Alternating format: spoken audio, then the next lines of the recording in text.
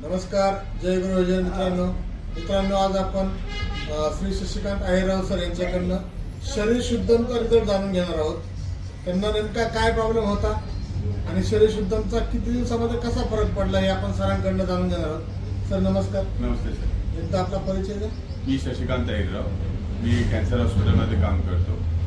22 दिवसापूर्वी माझा blood pressure वाढला होता आणि त्याच्यामध्ये डायस्टोलिक ब्लड प्रेशर जास्त वाढलेला होता.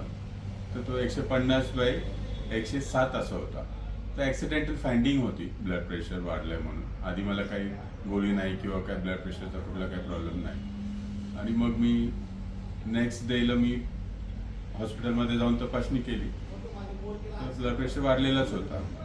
डॉक्टरांनी मला सांगितलं की टेलमिसार्टन 40 mg तुम्ही सुरू करा. पण मी त्यांना विचारलं, म्हटलं मी सुरू नाही केली तर चालेल का?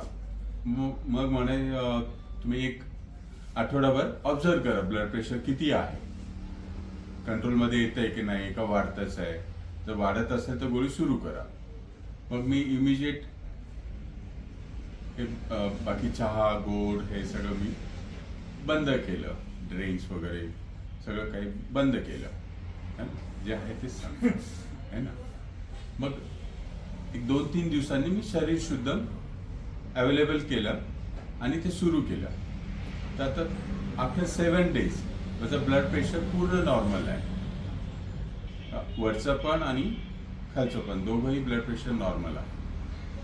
तर हा फायदा शरीर शुद्धमुळे आलेला आहे मला. हे त्याचे रिझल्ट्स आहेत.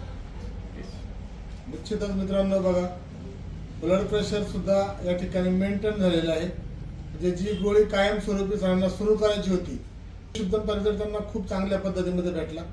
निश्चितच बरेचसे असे पेशंट आहेत की ज्यांना कफ वात आणि पित्त हा पण आजार आहे किंवा बीपीचा पण आजार आहे, ते सुद्धा आपले शरीर शुद्धम हे घेऊ शकताय. तर सर मुलाखत दिल्याबद्दल धन्यवाद. थँक्यू. जय गुरुजन.